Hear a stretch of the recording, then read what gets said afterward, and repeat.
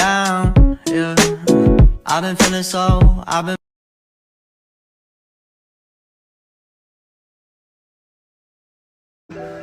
Bab 1, analisis pemasaran. Yang pertama, aspek yang harus dikaji yaitu yang pertama aspek pasar. Produk yang akan kami pasarkan adalah produk makanan Nanari dan Gomiri. Produk makanan ini terinspirasi dan termasuk dalam Korean food, tetapi sedikit diubah dengan mengubah beberapa bahan jadi bahan lokal yang nantinya bisa pas di lidah orang Indonesia. Dan harganya pun tidak akan pricey karena sasaran target market kelompok kami adalah mahasiswa, khususnya mahasiswa STKD, dan semoga menjalar ke masyarakat sekitar.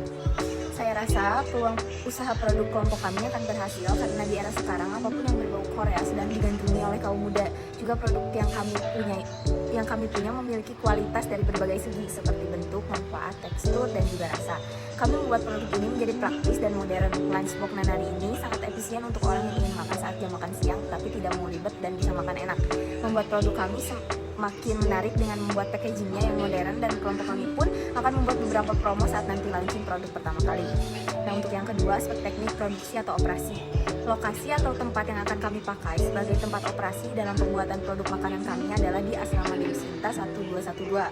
Kami bersama-sama sekelompok membuat produk ini dengan peralatan yang tersedia di asrama, seperti panci listrik yang berguna untuk menggoreng ataupun mengukus, pisau, penanak nasi, dan lain-lain. Serta untuk bahan baku produk kami membeli di luar asrama, yaitu di pasar atau minimarket sekitar. Dan untuk bahan packaging kami membeli di e-commerce Shopee yang harganya lebih terjangkau dibanding membeli langsung ke store atau pasar. Dan dana yang dipakai untuk membuat usaha ini adalah dana patungan dari kami berlima yang nantinya produk ini akan dijual melalui promosi di media sosial. Juga dengan sistem COD ataupun langsung datang ke asrama. Yang ketiga, ada aspek manajemen atau pengelolaan. Produk ini kami kelola bersama, artinya usaha Sosumit ini merupakan usaha milik kelompok kami. Dan dalam pengelolaan usaha ini kami meminta izin kepada pihak asrama karena terkait proses produksinya yang berlokasi di asrama, dan kelompok kami pun telah meminta izin kepada pegawai kantin untuk menyimpan bahan-bahan produksi untuk produk kami di kulkas supaya tetap segar dan berkualitas. Yang keempat, ada aspek keuangan atau finansial. Sumber dana yang kami gunakan dalam usaha Sosumit ini adalah dana iuran dari masing-masing kelompok kami. Untuk penggunaan dana ini sendiri adalah untuk modal awal produk makanan yang akan kami buat, seperti untuk membeli bahan dasar, membeli packaging, dan lain-lain, yang nantinya akan kami rekap pengeluaran dan pendapatannya secara serta laba ruginya akan kami rekap atau data sesuai dengan rekapan pada umumnya supaya bisa menjadi acuan atau tolak ukur untuk usaha ini ke depannya. Nomor 5, aspek lainnya. Lalu aspek budaya. Untuk aspek budaya, di sini kami melihat anak muda zaman sekarang tertarik dengan budaya Korea, terutama di kuliner. Maka dari situ kami memutuskan untuk membuat produk Nanari dan Gomiri, yang dimana basic produk ini adalah makanan Korea yang kami modifikasi agar tetap cocok di lidah orang Indonesia namun memiliki harga yang terjangkau dan kualitas yang bagus. Lalu aspek ekonomi. Untuk aspek ekonomi, kami menjual produk kami dengan harga yang terjangkau terutama di kalangan para mahasiswa. Lalu aspek keamanan. Untuk aspek keamanan sudah terjamin karena kami memakai packaging yang sudah aman untuk makanan. Lalu aspek AMDAL. Untuk aspek AMDAL ini kami sudah menjamin kehigienisan lingkungan produksi kami karena kami membuat produk ini di lingkungan asrama yang dimana kebersihan selalu dijaga, dan setiap ingin melakukan kegiatan masak kami pastikan anggota kami cuci tangan terlebih dahulu. Yang B, ada analisis aspek pemasaran. Yang pertama, ada kebutuhan dan keinginan konsumen. Produk yang kami buat jelas akan dibutuhkan oleh konsumen atau pembeli karena produk yang kami buat ini adalah makanan berat dan makanan yang bisa menjadi camilan kekinian. Konsumen juga akan butuh produk kami karena efisien dan dapat mengenyangkan sebagai menu makan siang. Yang kedua, segmentasi pasar. Segmentasi pasar kami adalah yang pertama, segmentasi demografis untuk usia 7-30 tahun dari semua kalangan tanpa memperhatikan tingkat ekonomi dan pendidikan. Yang kedua, segmentasi geografisnya ditargetkan pada konsumen di wilayah sekitar kampus STKD.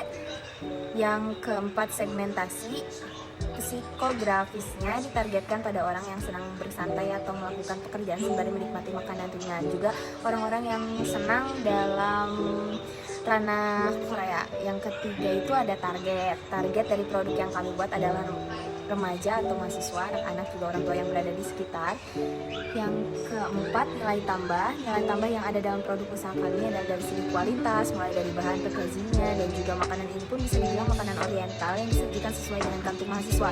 Juga dalam penyajiannya kami akan melakukan servis yang terbaik. Lanjut ke masa hidup produk. Masa hidup produk ini akan bertahan lama jika promosi dan pemasarannya tepat sasaran dan juga kemungkinan akan balik modal.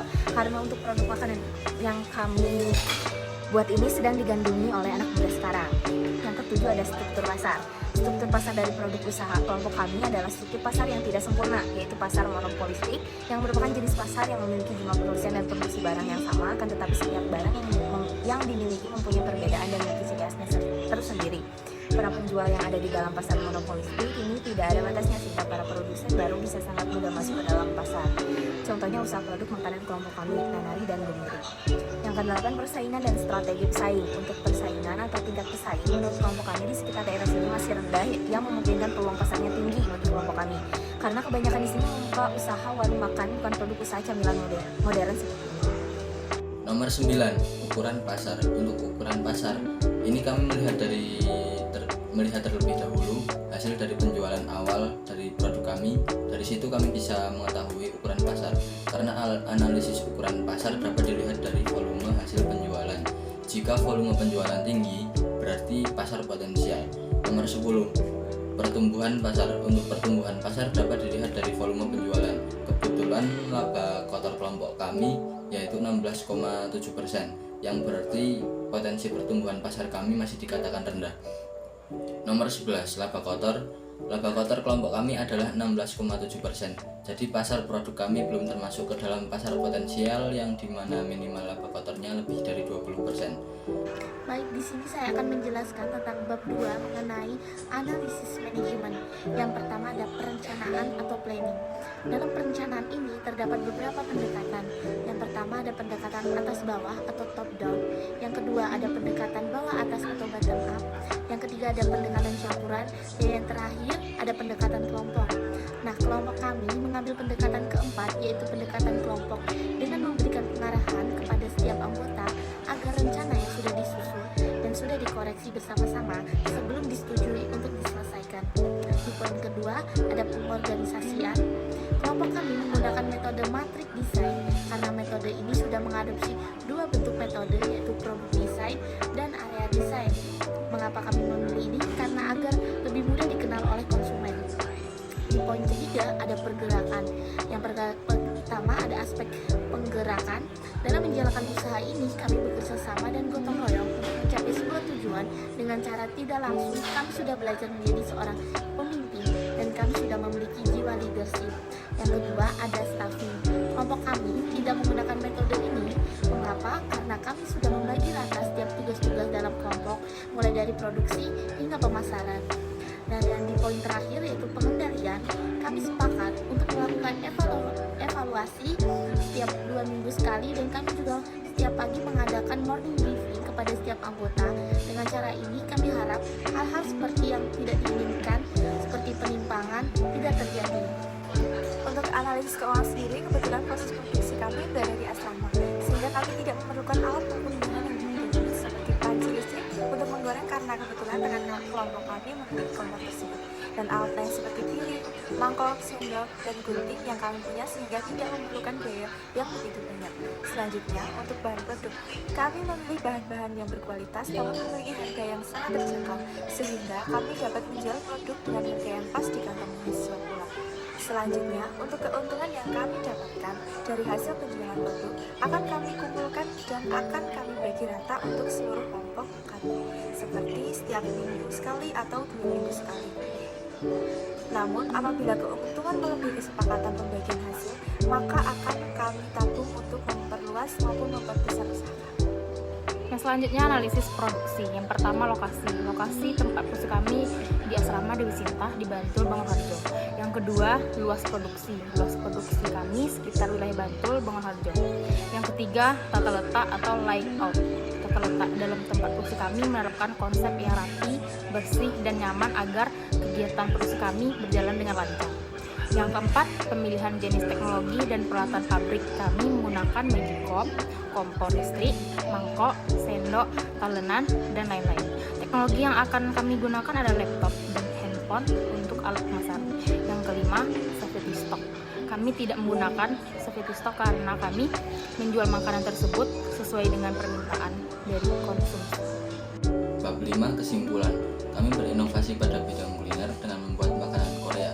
Namun kami memodifikasi agar produk yang kami buat ini cocok di lidah masyarakat Indonesia yang notabene suka makanan yang gurih dan pedas. Lalu kami juga menggunakan bahan-bahan yang berkualitas untuk produk kami.